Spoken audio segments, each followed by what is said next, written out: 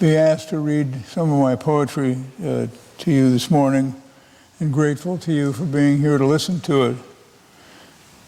Reading poems in public for me is a daunting, even terrifying experience, since it reveals so much about the inner life of the poet.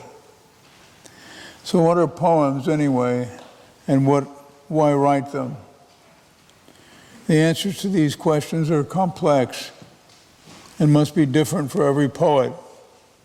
For me, the poems are windows of at least two different kinds. One as a window allowing the reader to see deeply into the soul of the poet. The other is a window allowing the poet and the reader to see deeply into the moment that is the poem, and so to preserve it in time as an historical record. Part of the answer to why I write poems is my love of language, my fascination with the sound and origin of words, and my compulsion to experience the world in metaphorical terms. I'm a scientist and physician and have spent my life and career posing questions and seeking answers to them, in part by stating the questions as metaphors. The poems that I will read this morning are a retrospective of those written over the past 30 years. The first poem I will read is entitled Imps. Originating from Germanic folklore, the imp is a small, lesser goblin, often mischievous rather than evil or harmful, much the same as fairies, who play tricks or pranks on people. However, this is really a poem about writer's block. Poems come from a mysterious place in the mind. They are always welcome, but no matter how hard I try, I cannot beckon the poem. I must wait for the poem to choose me. This poem was written recently after a 6-month dry spell. It is entitled Imps. Lately, the imps have been playing tricks on me, stealing every kernel of wordplay that might sprout into a poem. And they have been hiding in the corners of my mind, devouring every trope and playing tag with me in a game where I am always it, but have to give it up to the imps who gobble it up and giggle lasciviously and tickle my ribs to teach me the law of evanescence that governs each one of us in the end.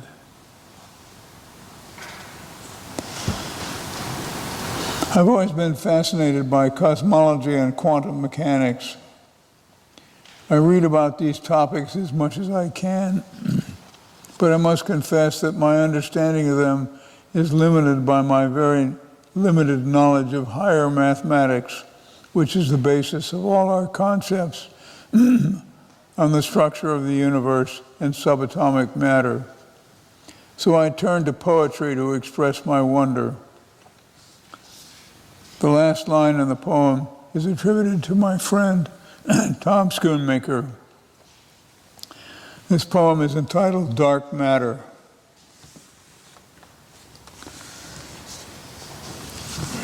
The dreams have been more frequent lately, the quiet sobbing in the night, the crying out in pain that occupies the dark matter that comes with sleep.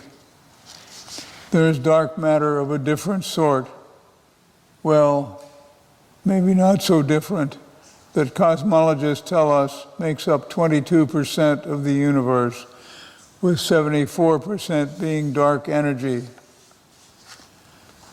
That leaves only 4%, only one part in 25, that is the stuff we can see or hear or touch or taste or smell, like the breast that feeds us or a distant star. Great Caesar's ghost, the Ides of March, has crept up on me unnoticed again, and the clouds gather in a conclave on the horizon, plotting our demise. There is still so much I don't understand at this late stage about dark matter, the glue that holds us together, like sexual attraction, and dark energy that drives us apart like a spinning top. It's that mystery that makes me smile, that keeps me boggled, to know that life is good, to listen to the man when he says, "Do not be a grumpy old man."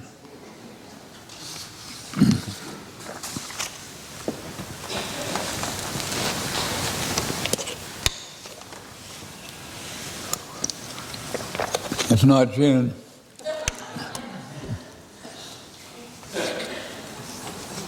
If the last poem was about cosmology, the next one is about quantum mechanics, the theory that governs the structure of subatomic particles.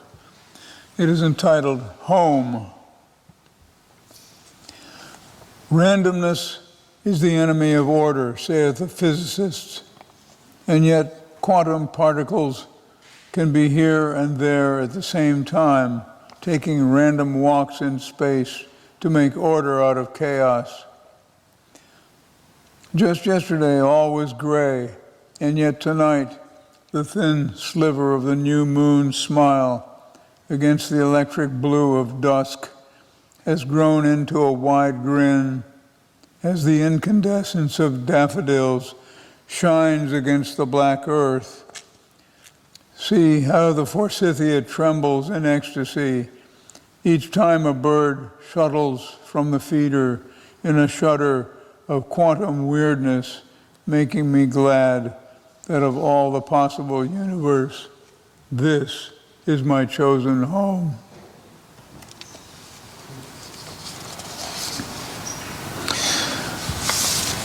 The next poem is dedicated to my friends Tom Schoonmaker, Al Ehrlich, Mark Kofke, Bob Brown, and Mel Streeb.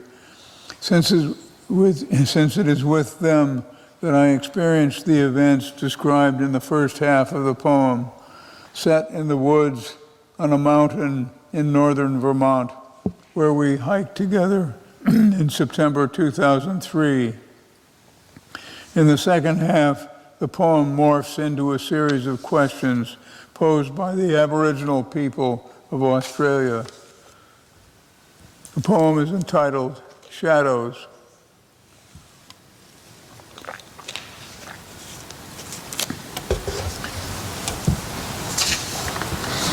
There is a curious way the fog takes the third dimension from the images of trees in this dense wood, and the echo from the hollow knocking of the pileated woodpecker. It's like seeing the early morning with one eye closed, as if the chortling of a small animal or bird is soaked in silence, and mystery seeps from the scrim of mist. This stand of maple and spruce silhouettes the white paper of young birches, where many years ago there stood a beaver pond, until the loggers blew their dam to smithereens. The beavers had a choice: to take hot lead into their brains or move way up the valley into the mountain to take up new residence upon the earth. And then, as the fog burns off, the chiaroscuro of trees goes back into the fire of the sun and reappears as shadows, like the memory of dreams that leave only unanswered questions. If you are white and I am black, then why are both our shadows black? Where do shadows go when the sun goes down, before the rising of the moon? Are they lost in the dark? Do they go back into our bodies? Or do they jump behind the clouds with the sun? If the shadow falls into clear water, is the soul in danger of drowning? Is the shadow cast by the sun the same or different from the shadow cast by the moon? Be careful how you answer, lest you be trapped in the shadow of an idea. or the idea of a shadow.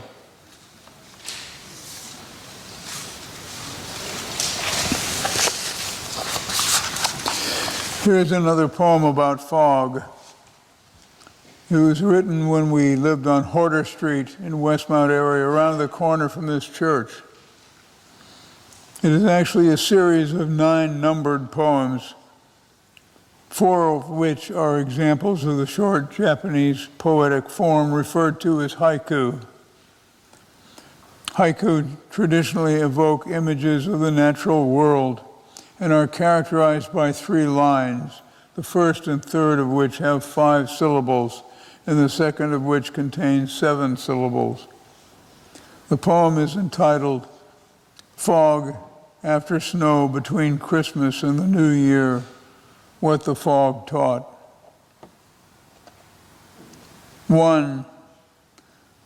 Now the wolf moon screws down her leering light upon the snowscape in the lap of night, and then the fog, with some obscurity of sound, settles with a sigh upon the breathing ground. It brings to focus, like a lens of sintered smoke, all the fine dark branchings of the sleeping oak. It turns the technicolor city into shades of gray, compresses space, and keeps the world at bay. 2. Single, silent crow, black wings palpating the air, swims across the scrim. 3. My German shepherd walks with me through timeless space, sniffing mist for news. 4. Man with camera, trying to capture the awe of our fading forms. 5. Men, a 1,000-pound combination safe on wheels, stays in shadows underneath the cellar stairs these last 12 years since we moved in. I still do not have the combination. Every day I learn a little more about living with uncertainty, sleeping with ambiguity, walking in fog. 6. Clothed in the smoky, bone-cold coat that seeps and simmers through the city streets like a prowling thief or a mood of doom, I listen to the whispers of the city, muffled like lovers overheard behind a cedar door. 7. I come in and shudder off the fog in the cozy incandescence of the kitchen to slice the pungency of oranges and lemons. I always thought that making marmalade was something that only mothers do on snow days in the fog. 8. Midnight tolls the bell as mist simmers up from earth. Someone eats 12 grapes. 9. How often now I turn back to those noble oaks who teach us by their attitudes and stature how to pray with arms upstretched to touch the jaundiced face of winter, and how they cluster close to me in fog as we listen for something in the fog, something deep within the fog.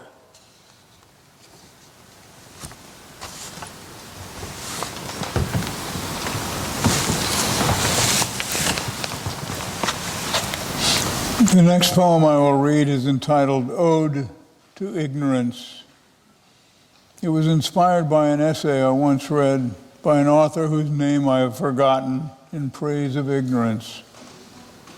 The poem makes reference to 2 poems I greatly admire by Jared Manley Hopkins, the great 19th century poet and Anglican priest. The 2 poems referred to here are The Windover and Pied Beauty, 2 of my favorite poems, which I wish I had time to read to you.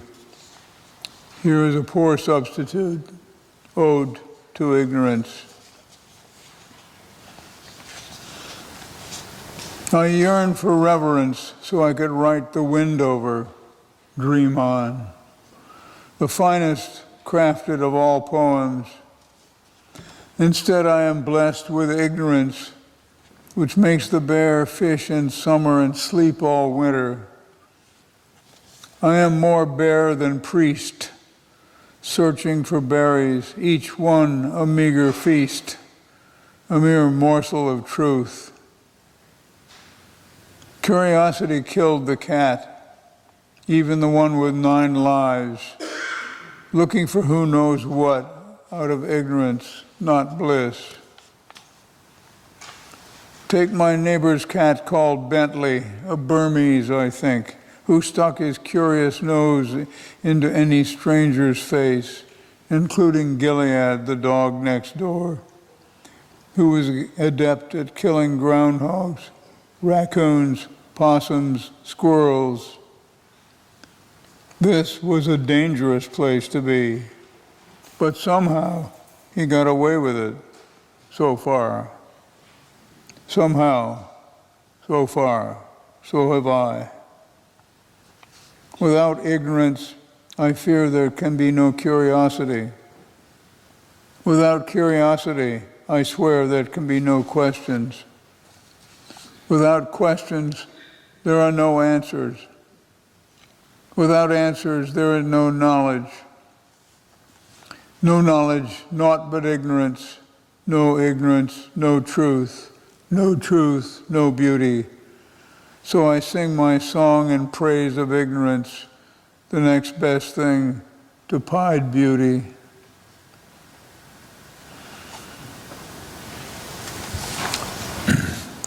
Nearly 30 years ago, Marny and I made a trip to Japan for a scientific meeting and to spend some time getting to know Japan. The following poem consists of 5 haiku depicting the trip out and the trip back and the feelings of being there. It is entitled Orientation. Flying west compressed the seething dawn and drew the long, thin day to gold. Rising sun was one with ashen moon, fusing blue yin with crimson yang. Dying swan upon the placid view saw mountains in the morning dew. Steaming tea can be a sprout like bamboo, greening in the heart of me. Squeezing light from night paints 2 dawns on the pallid face of homeward flight.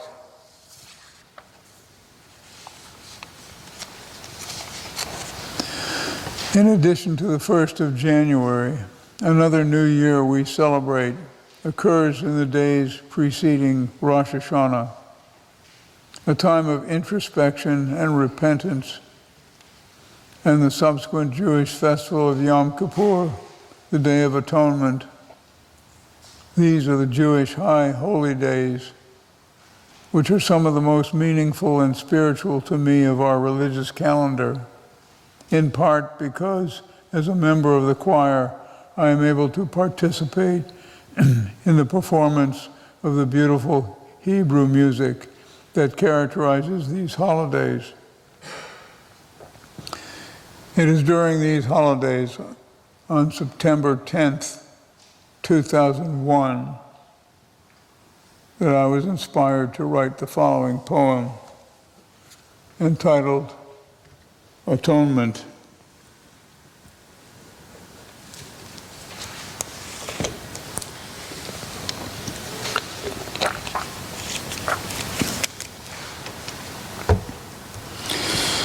There comes a time in this man's waning life when quiet desperation dark descends and every fiber of him wants to make amends for all transgressions still creating strife. We are the only species here on earth who know we live and have to die. and spend our lives inventing demons to defy while keeping up our strange capacity for mirth. Solar flares are crashing on the shore of rocky discord as we dig the earth and sift through shards of broken psyches, rent and rift by infidelities eroding to the core. All this chaos came in humankind to be, along with consciousness that came with fire and its cousin conscience following desire to fill the void of loneliness with rhapsody. A picture painted is an image disassembled. Even procreation creates imperfection, since each one of us is faulty at conception. A poem parsed is merely truth dissembled. But if we knew we're flawed, we would be freed from seeking consummation of our greed. Instead, we would forgive ourselves and find atonement, true surcease, and peace of mind.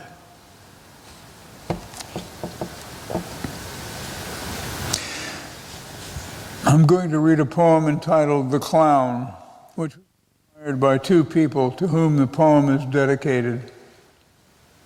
One is the Reverend Matthew McNaught, who served as interim minister of USG before Kent Mathias became our minister. Reverend McNaught preached a sermon about the importance of levity, humor, and clowning for religion that intrigued me. The other person who inspired this poem was my longtime friend and colleague, Dr. David Mills, a brilliant English scientist with an unconventional sense of humor and a rebellious nature, whose family created the Cyril Bertrand Mills Circus, the British equivalent of the Ringling Brothers Barnum and Bailey Circus in the United States. So he was not a stranger to the art of clowning. David's voice is heard intermittently throughout this poem, The Clown.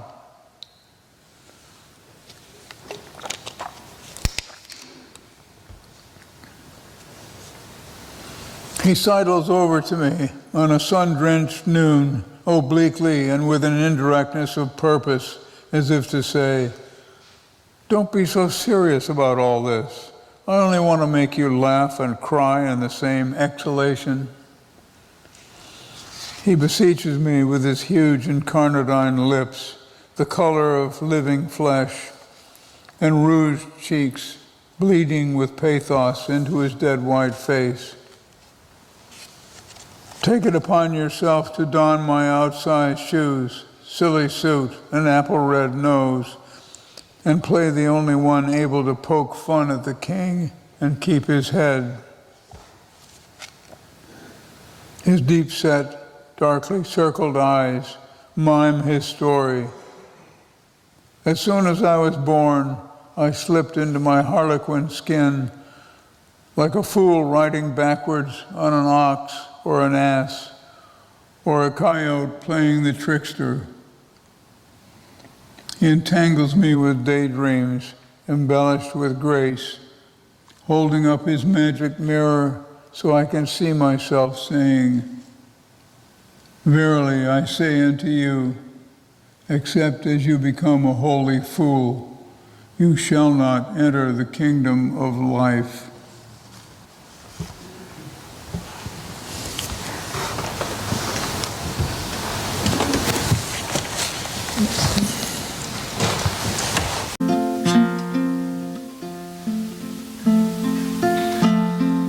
Isn't it rich? Aren't we a pair? Me here at last on the ground, you in midair. Send in the clowns.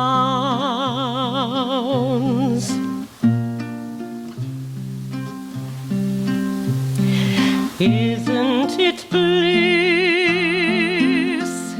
Don't you approve?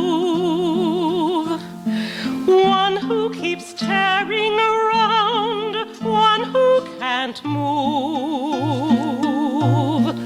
Where are the clowns? Send in the clowns.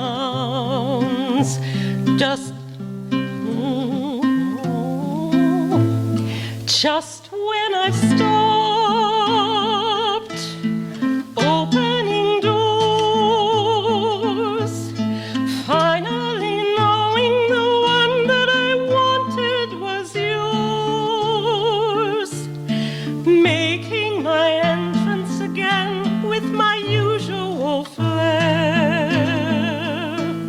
sure of my lines, no one was there.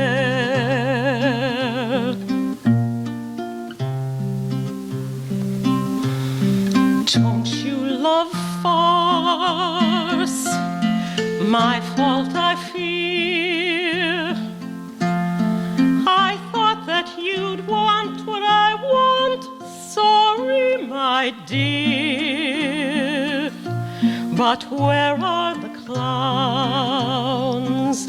Quick, send in the clowns. Don't bother, they're here.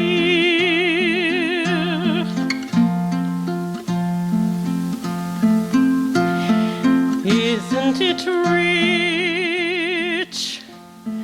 Isn't it queer?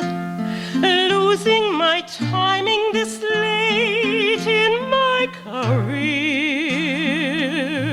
And where are the clowns? There ought to be clowns. Well, maybe they're here.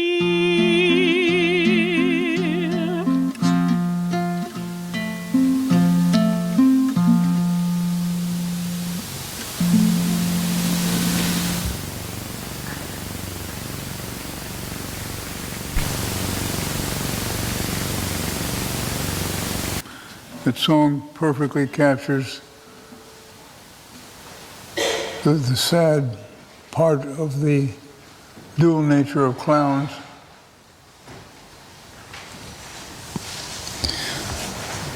Once asked to write a full story in 6 words, legend has it that novelist Ernest Hemingway responded, "For sale, baby shoes, never worn."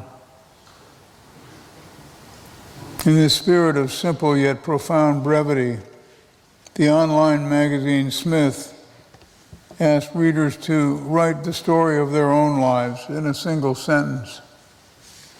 The result was a book not quite what I was planning, a collection of 6-word memoirs by famous and not so famous writers, artists, and musicians.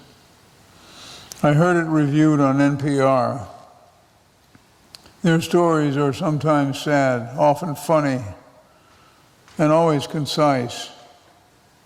I was inspired by this idea to write the following poem, which consists of 6 stanzas of 6 lines each, totaling 36 lines, each one of which contains 6 words. It is entitled 6-Word Memoirs. It's quiet today like fallen snow.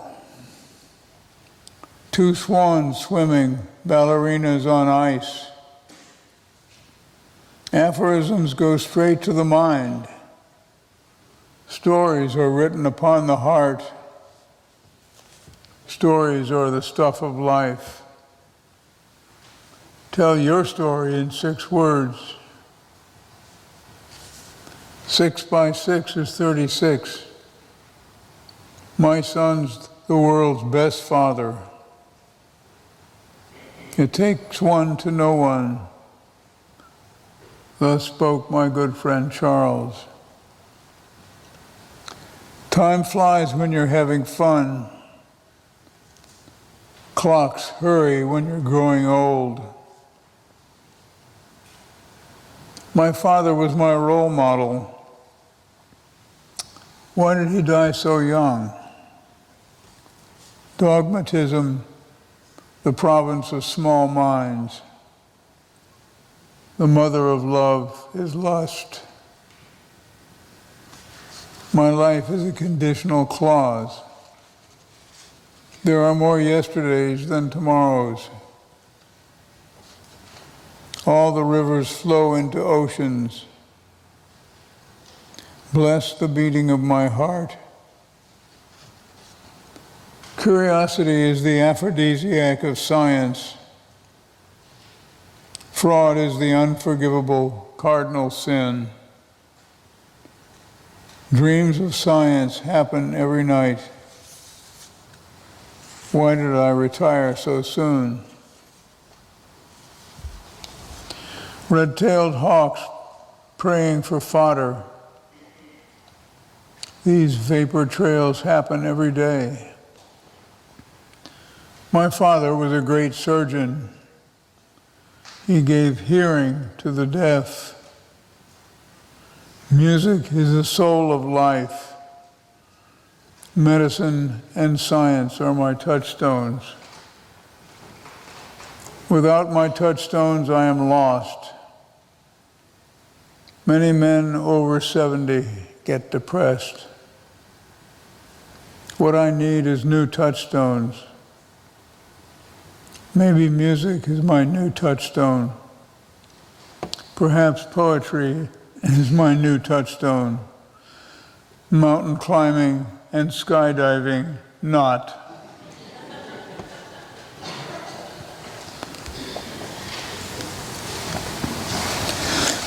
Lyric poetry is a formal type of poetry which expresses personal emotions or feelings. The term derives from a form of ancient Greek literature, the lyric, which was defined by its musical accompaniment, usually on a stringed instrument known as the lyre. I am often motivated to write lyric poems when we are spending time at Martha's Vineyard. Here's a lyric poem entitled, "This Fugitive Moment."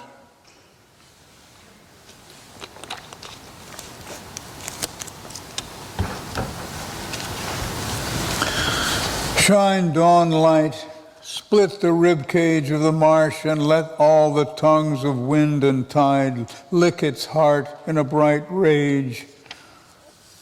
High so bright, and dry the day, like being born in a new age. Here, why here, where the sleek black cormorants dive and fish, are the pungent ashes of my mother near, that only a fortnight back I buried deep in loam near her Minnesota home, where the prairie trains once wailed at night.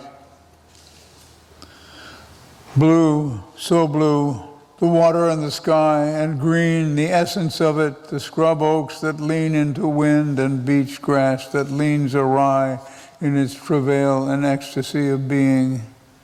We live, we die, here, be here now, and then the vast horizon of other time is euchred by the siren song of this fugitive moment in which we long to stay forever and forever long.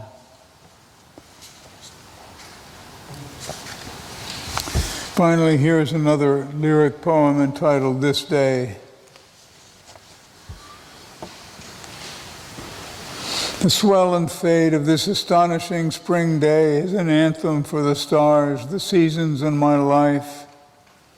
A brittle crack of verve illuminates the air. The sudden azure sky is written with a fine calligraphy of clouds that makes me dream of reaching out to touch an angel's hair as the fingers of the wind caress the curls of wavy grain. This day purrs and rubs its limber form against the stock-still stump of time. I bow in grateful joy as I step into a grove to the fluttering applause of aspens. The fecund odor of the dark earth rises up in rapture like the musky scent of fusion. And now I meet a scyther, basking in the shade, who reminds me of the worlds that dwell in worlds of electron orbitals the path of Earth around the sun, the slow galactic dance of stars in the cosmic choreography of all, and makes me wonder whether memory records the fugues of time upon the chordie of my heart.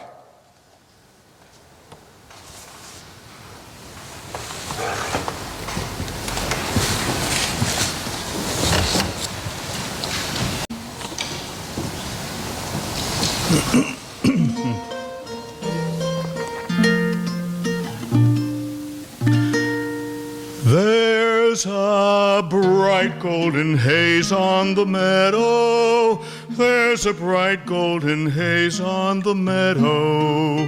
The corn is as high as an elephant's eye, and it looks like it's climbing clear up to the sky. Oh, what a beautiful morning. Oh, what a beautiful day.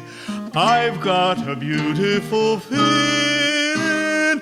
Everything's going my way. All the cattle are standing like statues. All the cattle are standing like statues. They don't wait as they see me walk by.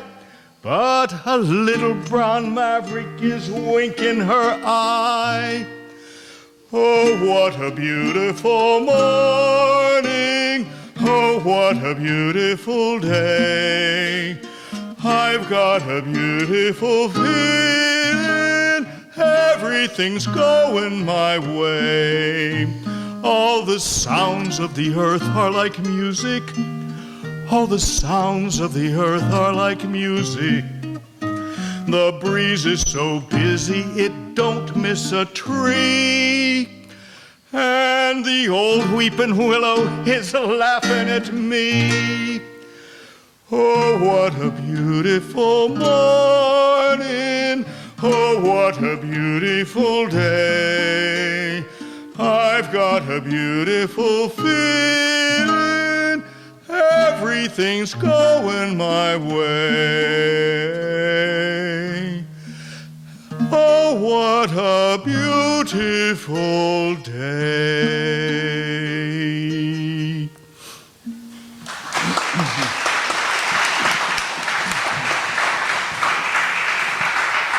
Give us this day the aroma of grace, the scent of crushed basil and boxwood in the wet garden, the song of the joyous bird awakening at dawn and hungry for life, the heard notes not heard by ordinary ears, the pealing of light from the dark sky. Let us walk through the valley of the healing waters and hear the drum beats of our hearts parsing the language of love in the jungle of hate, only to squeeze in the fist the oil and water and salt and fire, only what is true, only this poem, this day.